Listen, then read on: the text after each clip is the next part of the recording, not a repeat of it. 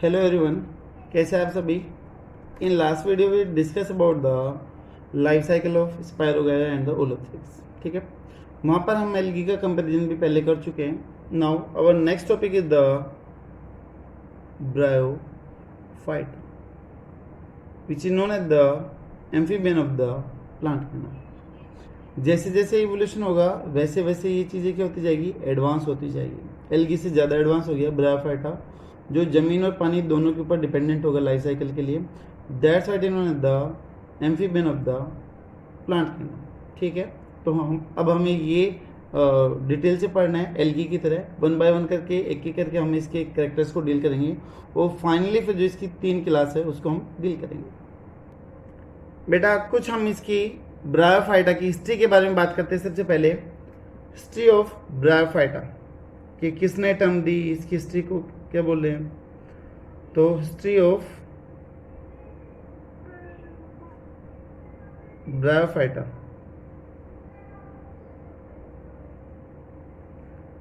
आपको पता है कि जो bryophyta known as amphibian of the plant kingdom,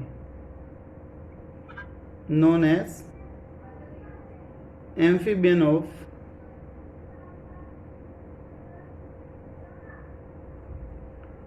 plant kingdom.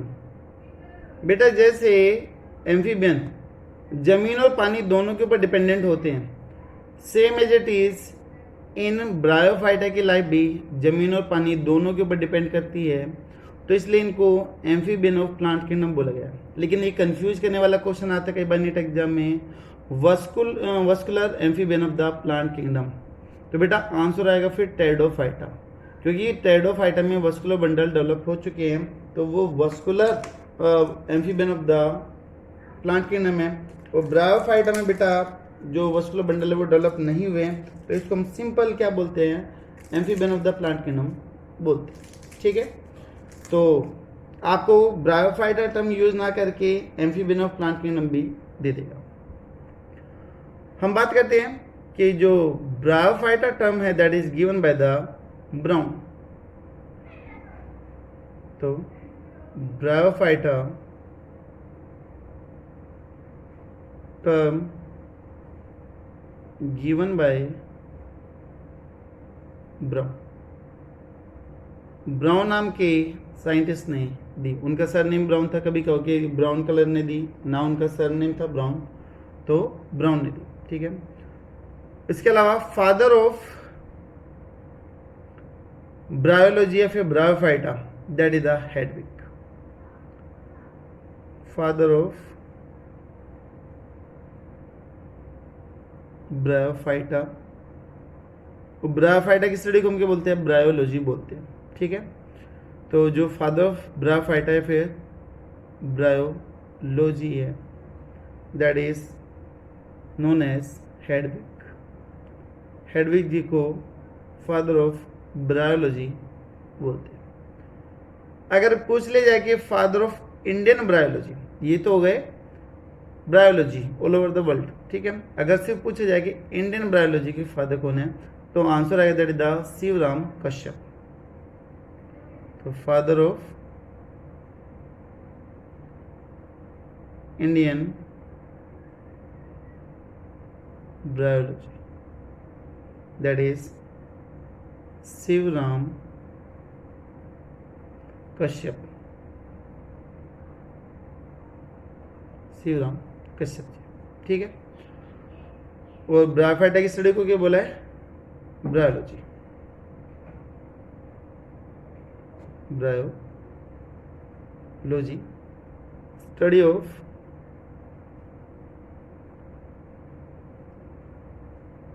Bryophyta. ठीक है, ये हो गई कुछ हिस्ट्री के बारे में बात कि किन किन साइंटिस्ट का क्या क्या कंट्रीब्यूशन था, वो हमने यहाँ पर देखा।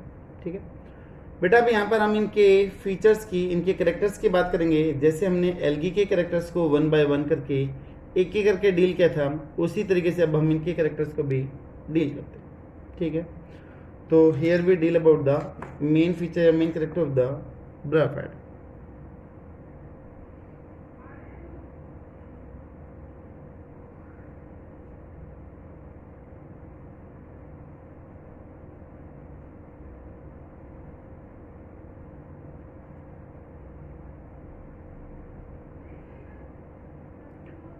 देखिए जैसे जैसे इवोल्यूशन होता है तो चीज़ें सिंपल से कम्प्लेक्स और लेस एडवांस से ज़्यादा एडवांस की तरफ मूव करती हुई चलती है। तो बेटा यहाँ पर भी इवोल्यूशन के अंदर हो रहा है प्लांट किंगडम में, तो चीज़ें कम एडवांस से ज़्यादा एडवांस की तरफ मूव करेगी। तो सबसे पहले आई थी एल्गी जो पूरेस्ट डेवलप थी, उसके बाद में आ गया ब्रायोफाइटा। तो यहाँ पर कुछ कैरेक्टर हैं जो उससे ज़्यादा डेवलप हो जाएंगे। जो एल्गी थी वो टोटली वाटर के ऊपर डिपेंडेंट थी, और जो ये ब्रायोफाइट है वो वाटर के साथ साथ ज़मीन के ऊपर भी क्या होंगे बेटा, डिपेंडेंट होंगे। तो सबसे पहले हम फीचर डील कर लेते हैं, that is the habitat. First one is the habitat. बेटा हैबिटेट का मतलब निवास स्थान, उसका एड्रेस कि कोई भी चीज़ कहाँ पर रह रही है उसको आप हैबिटेट बोलते हो। तो जो ब्रायोफाइट है they will grow in, bryophyta grow in damp. Damp place का मतलब क्या होता है कि जहाँ पर हल्का अंधेरा हो, नमी हो, उसको आप डैम्प रीजन बोलते हो। ह्यूमिड, मॉइस्चर काफ़ी ज़्यादा मिलेगी। इसके अलावा सैडी एरिया, वहाँ पर छाया मिलेगी, ठीक है। बट कुछ एक्सेप्शन भी हैं जो एक्वेटिक नेचर के भी, जो टोटली पानी के अंदर भी मिल सकते हैं, ठीक है। But few are aquatic in nature, लेकिन कुछ ऐसे हैं जो एक्वेटिक नेचर के भी, जो टोटली पानी में ही मिलेंगे, ठीक है। यहाँ पर जैसे एग्जांपल की हम बात कर लेते हैं जो एक्वेटिक नेचर के हैं। फॉर एग्जांपल जैसे कि रिशिया फ्लूटेंस, ठीक है, रिशिया फ्लूटेंस हो गया, रिशिया कार्पस हो गया। तो these are the aquatic in the nature, ठीक है। उसके अलावा बेटा दूसरा पॉइंट आ जाएगा, दैट इज न्यूट्रिशन के बारे में, उनके खाने के बारे में। तो second one is the nutrition, कि वो खाना कैसे लेना। आपको पता है कि भाई प्लांट किंगडम का मेंबर है तो कैसा होगा, ऑटोट्रोफिक नेचर का होगा, ये अपना खाना खुद बना सकते हैं। बट यहाँ पर बेटा कुछ खास बात ये है कि कुछ प्लांट किंगडम के मेंबर होने के बावजूद भी हेटेरोट्रोफिक या फिर सेप्ट्रोफिटिक नेचर भी शो करते हैं, ठीक है। तो हम यहाँ पर बात करते हैं, मोस्टली आर द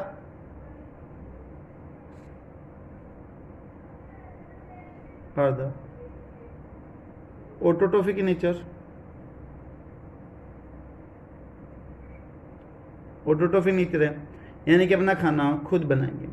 कौन सा प्रोसेस, बाय द फोटोसिंथेसिस। अगर प्लांट किंगडम के मेंबर हैं तो यहाँ पर फोटोसिंथेसिस ही होगी, ठीक है। But few are saprophytic in nature. Saprophytic है फिर सेप्रोफाइट्स, ये टर्म आपने पढ़ी होगी, पहले भी हम ये चीज़ डील कर चुके हैं कि सेप्रोफाइट्स और जो दूसरे मोड ऑफ न्यूट्रिशन है वो हमने डील किया। तो बेटा सेप्रोफाइट्स वो होते हैं जो डेड या रोटन बॉडीज पे, ऑर्गन पे फीड करते हैं, they are known the saprophytes. Those organ which take their food from the dead and rotten body, they are known the saprophyte. यहाँ पर हम कुछ इनके एग्जाम्पल देखते हैं कि सेप्रोफाइट में कौन कौन से एग्जाम्पल आते हैं। तो जो सेप्रोफिटिक नेचर है,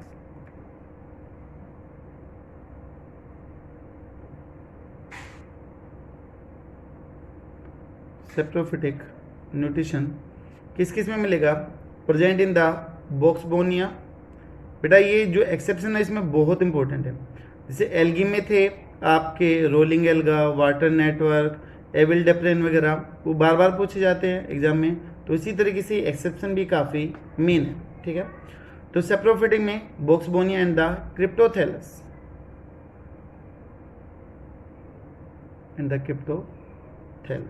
ठीक है। ये दोनों कैसे हैं, सेप्रोफिटिक न्यूट्रिशन के हैं, डेड या रोटन बॉडी से अपना खाना लेंगे, ठीक है। बेटा दूसरा आता है एपीफिटिक नेचर।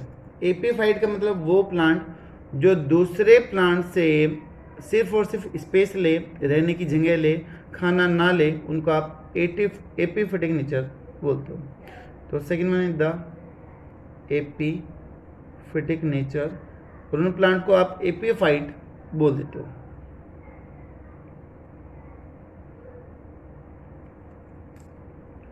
तो those plants which take space only space from other plants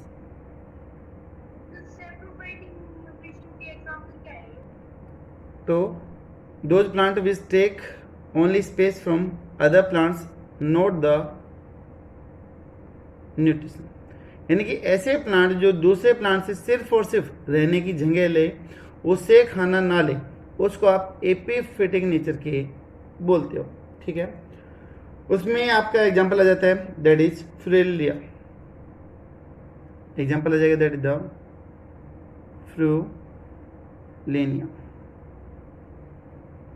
ठीक है, ये तो these are also known as the space parasite, also known as space parasite.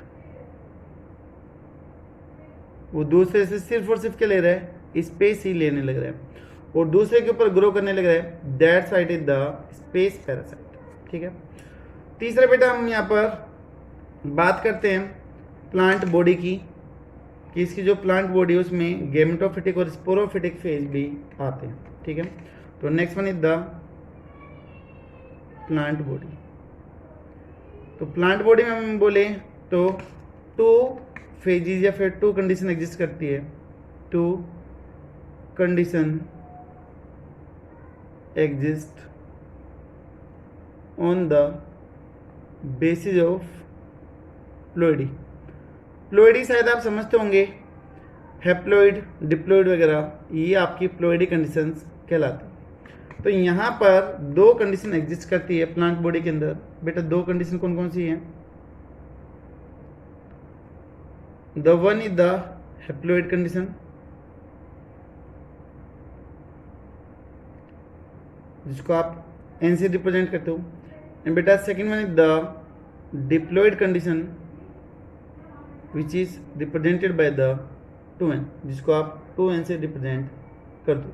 ठीक है, जो हैप्लोइड कंडीशन है बेटा that is also known as the gametophyte. In lower plant की कंडीशन में हम प्लांट के अंदर हम गैमेटोफाइट वर्ड यूज करते हैं। एनिमल में हम हैप्लोइड डिप्लोइड वर्ड यूज करते हैं, प्लांट में हम गैमेटोफाइट और स्पोरोफाइट टर्म यूज करते हैं। तो हैप्लोइड के लिए टर्म यूज होगी गैमेटोफाइट, और जो डिप्लोइड है उसके लिए बेटा टर्म यूज होगी दैट इज द स्पोरोफाइट। देखिए ध्यान देना, स्पोरोफाइट और सेप्रोफाइट में दिन रात का अंतर है। सेप्रोफाइट तो वो होते हैं जो डेड या रोडन बॉडी से अपना खाना लेते हैं, they are known as the saprophyte, जिसे अभी ऊपर बोला था। And these are the sporophyte. Sporophyte वो है जिनके अंदर 2n कंडीशन होती है, जो स्पोर की फॉर्मेशन करेंगे आगे चल के, they are known as the sporophyte. ठीक है, तो बेटा जो ये गैमेटोफाइट है they will make the gametes, make gametes, ये गैमेट की फॉर्मेशन करेंगे। एंड जो स्पोरोफाइट है they will make the spore, make meiospore. बेटा मियोस्पोर क्या होते हैं? वो स्पोर जो मियोसिस से बने, जिसके बनने के दौरान मियोसिस हो, they are known as the meiospore. ठीक है, उनको हम मियोस्पोर बोलते हैं। इनमें से जो डोमिनेंट फेज है, जो ज़्यादा प्रभावशाली है, जो ज़्यादा लंबे टाइम तक रहेगी, that is the haploid phase. ध्यान देने दर, ये छोटे छोटे पॉइंट है लेकिन काफ़ी मेन है फॉर द कंपटीशन एग्जाम। इन दोनों में से कौन सी ऐसी फेज है जो ज़्यादा लंबे टाइम के लिए एग्जिस्ट करती है? तो हैप्लोइड फेज है। ठीक है, तो this one is the dominant phase. ठीक है, तो बेटा जो ये सेप्रोफाइट है, सॉरी जो स्पोरोफाइट है, वो इस गैमेटोफाइट के ऊपर ही ग्रो करता है। इसी से क्या लेगा? ये स्पेस लेगा। तो दिस वन इन्होंने द डिपेंडेंट फेज, इसको आप डिपेंडेंट फेज भी बोलते हो। क्लियर होगा? तो यहाँ पर ये 2 कंडीशन जो एग्जिस्ट करती है। यहाँ तक अगर इस पेज में कोई भी आपको डाउट हो तो आप बोल सकते हो। ठीक है, नेक्स्ट वन है that is the non cormophytic in nature. जो ब्रायोफाइट है बेटा वो कैसे नेचर के हैं, नॉन कॉर्मोफाइट है। फोर्थ पॉइंट आ गया दैट इज बेटा जो नेक्स्ट है दैट इज द नॉन कॉर्मोफाइट। ये टर्म हमने एल्गी के अंदर भी पढ़ी थी कि नॉन कॉर्मोफाइट क्या होते हैं, those plants which don't have the true stem root and leaves, those plants are known as the non cormophyte. जिन प्लांट के अंदर स्टेम रूट और लीव्स नहीं होती है, डिफ्रेंशिएटेड नहीं होती है, उनको हम नॉन कॉर्मोफाइट बोल देते हैं। तो those plants which don't have true stem, root and leaves, जिनके अंदर ना तो ट्रू स्टेम हो, ना रूट हो, ना लीव हो, तो उसको हम नॉन कॉर्मोफाइट बोलते हैं। ये ट्रू क्या है उसकी भी हम बात करेंगे कि ट्रू होने के लिए कौन कौन सी कंडीशंस का होना जरूरी है। बट ब्रायोफाइटा में स्टेम रूट और लीव से मिलती जुलती कुछ स्ट्रक्चर रहती है, बट ब्रायोफाइट हैव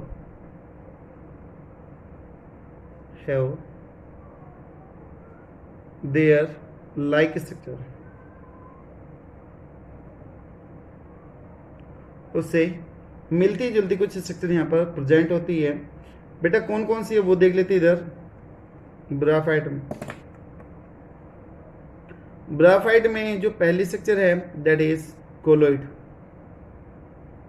जो कोलोइड है दैट इज सिमिलर एज, किसके जैसे होगी ये, एज स्टेम की जैसी ये दिखाई देगी। दूसरी स्ट्रक्चर है बेटा दैट इज राइजोइड। जो राइजोइड है that is similar as root के जैसी दिखाई देगी। And the last one is the फाइलोइड,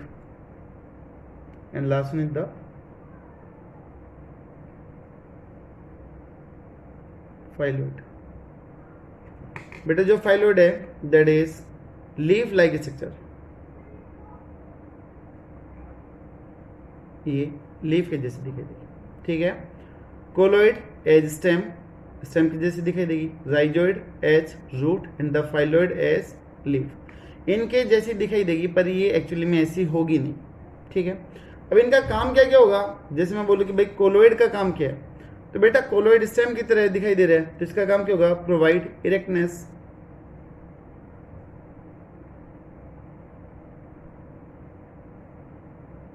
ये स्टेट सीधा रखने में क्या करेगा, हेल्प करेगा। फोटोसिंथेसिस के लिए थैलेस को एक्सपोज करने में क्या करेगा, हेल्प करेगा। जो राइजोइड है इसका काम क्या होगा, anchoring and the absorption.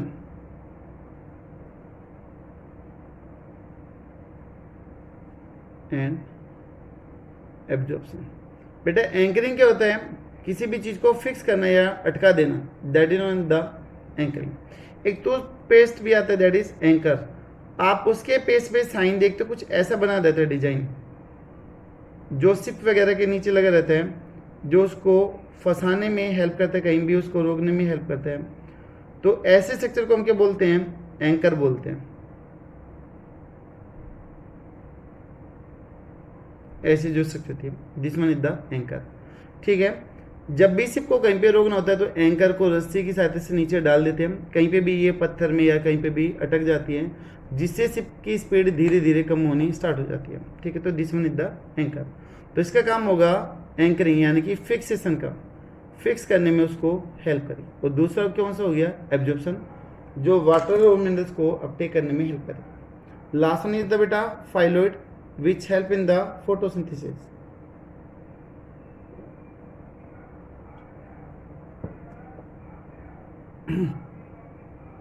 Help in photosynthesis करने में क्या करेगी, हेल्प करेगी, क्योंकि लीफ के जैसी दिखाई दे रही है, बट यहाँ पर तो जो लीव्स वगैरह है वो है नहीं, ठीक है।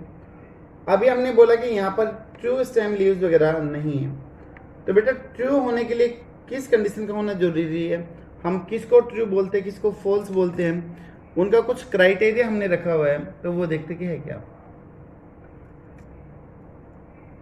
तो यहाँ पर these organs are not true organ because अब ट्रू ऑर्गन की इधर कुछ कंडीशन है। कौन कौन सी कंडीशन है ट्रू ऑर्गन होने के लिए, क्या क्या क्राइटेरिया फुलफिल होना चाहिए, वो हमें यहाँ पर देखना। पहला, ट्रू ऑर्गन होने के लिए वस्कुलर बंडल होने चाहिए, जाइलम और फ्लोएम होने चाहिए। जैसे अगर हम बात करें एंजियोस्पर्म की, तो बेटा वहाँ पर रूट, स्टेम, लीव्स सभी के अंदर वस्कुलर बंडल क्या है, प्रेजेंट है, बट इनमें से किसी के अंदर भी वस्कुलर बंडल नहीं होंगे। तो पहला पॉइंट हो गया absence of vascular bundle, absence of vascular bundle या फिर tissue, that is xylem and phloem. Xylem और फ्लोएम के होंगे, absent होंगे। पहला पॉइंट हो गया। इनमें से कोलोइड में, राइजोइड में, फाइलोइड में किसी में भी जाइलम और फ्लोएम नहीं है। दूसरा पॉइंट बेटा, यहाँ पर स्पोरोफिटिक नेचर के होने चाहिए। ये जो तीनों हैं उनकी प्लोइडी होनी चाहिए 2n, बट एक्चुअली में इनकी प्लोइडी है क्या, सभी की प्लोइडी है n, है ना। और जो ट्रू ऑर्गन होते हैं हमारे एंजियोस्पर्म में, जिम्नोस्पर्म में, रूट, स्टेम, लीव्स, उन सब की प्लोइडी क्या होती है 2n। तो ट्रू ऑर्गन होने के लिए स्पोरोफिटिक कंडीशन का होना जरूरी है, जबकि ये कैसी कंडीशन के हैं, they are the gametophytic in nature. ठीक है, तो to be true organ, ploidy should be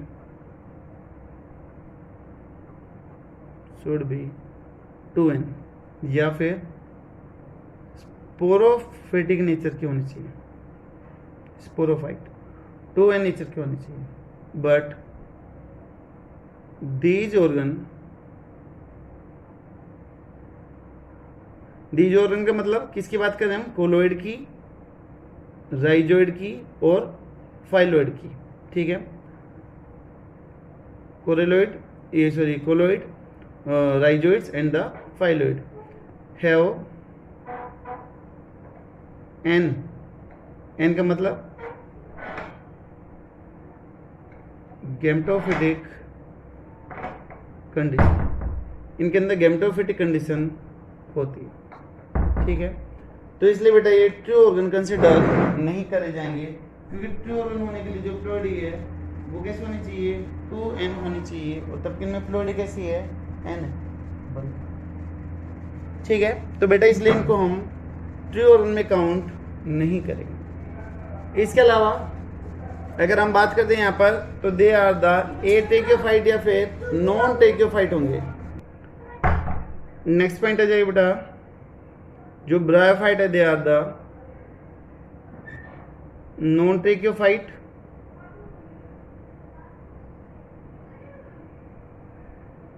या फिर ए ट्रेक्योफाइट। बातें की है,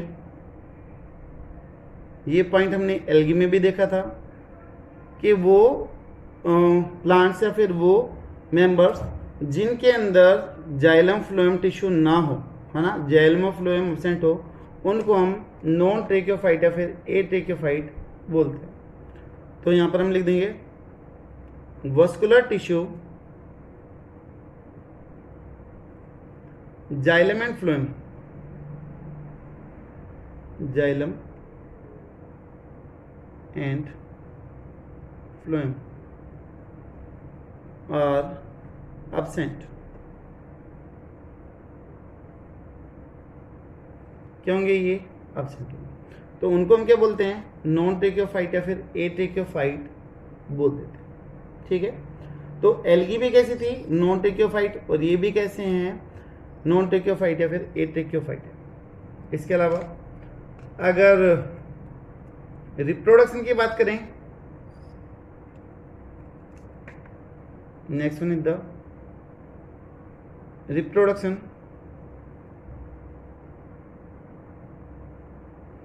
तो Bryophyta have all three type of the reproduction. They have the vegetative, asexual and the sexual reproduction. इसमें बेटा तीनों तरह के रिप्रोडक्शन मिलेंगे। तो सबसे पहले हम बात कर लेते हैं अबाउट द वेजिटेटिव। तो ब्रायोफाइटा, बी के ऊपर सर्कल का mean bryophyta. Bryophyta have all 3 types of reproduction. उसमें तीनों टाइप की रिप्रोडक्शन। कौन कौन से? सबसे पहला कौन सा है? That is vegetative reproduction. बेटा वेजिटेटिव रिप्रोडक्शन हमने पढ़ा कि तब प्लांट बॉडी का कोई भी एक छोटा सा सेगमेंट पूरा का पूरा न्यू ऑर्गन बना दे, उसको आप वेजिटेटिव रिप्रोडक्शन बोलते हो। जिसमें मीन आ जाते हैं कि कौन कौन से मीन के द्वारा होगा, तो उसमें नाम आ जाएंगे बाय द फ्रेगमेंटेशन, जिसमें एक छोटा सा फ्रेगमेंट नई बॉडी की फॉर्मेशन कर सकते हैं। इसके अलावा बर्ड से भी हो सकते हैं। इसके अलावा ट्यूबर का मतलब एक जो अंडरग्राउंड स्टेम रहता है उसकी मॉडिफिकेशन भी बना सकती है। इसके अलावा गैमा कप या फिर जेमे, उससे भी बन सकता है। ये हम डिटेल से पढ़ेंगे। And the last one is the adventitious branches, उनसे भी रिप्रोडक्शन हो सकता है। ठीक है, तो ये सभी मीन होंगे किसके? वेजिटेटिव के। दूसरा टाइप है बेटा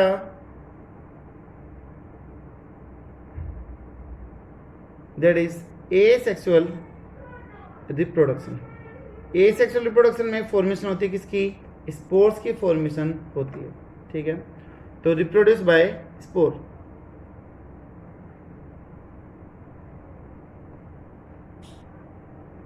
और ब्रायोफाइटा में बेटा जो माइटोस्पोर होते हैं, जो माइटोटिक डिवीजन से बनते हैं, वो टोटली क्या होंगे? एब्सेंट होंगे। तो माइटोस्पोर, माइटो जो वर्ड है that is from the mitotic division. ठीक है, तो माइटोस्पोर आर टोटली एब्सेंट। टोटली क्या है? एब्सेंट है। तो यहाँ पर कौन से मिलेंगे? मियोस्पोर प्रेजेंट होंगे। तीसरा आ जाएगा सेक्सुअल रिप्रोडक्शन, जो हमें डिटेल से पढ़ना है। तो third one is the sexual reproduction. ठीक है, और बेटा वो टाइप हम नेक्स्ट वीडियो में डील करेंगे, क्योंकि थोड़ा सा लेंथ है, इसमें कवर नहीं हो पाएगा। तो in next video we will discuss about the remaining feature of the bryophyta. Thank you so much. I hope आपको वीडियो क्लियर होगा, सारी चीज़ें समझ में आ रही होगी।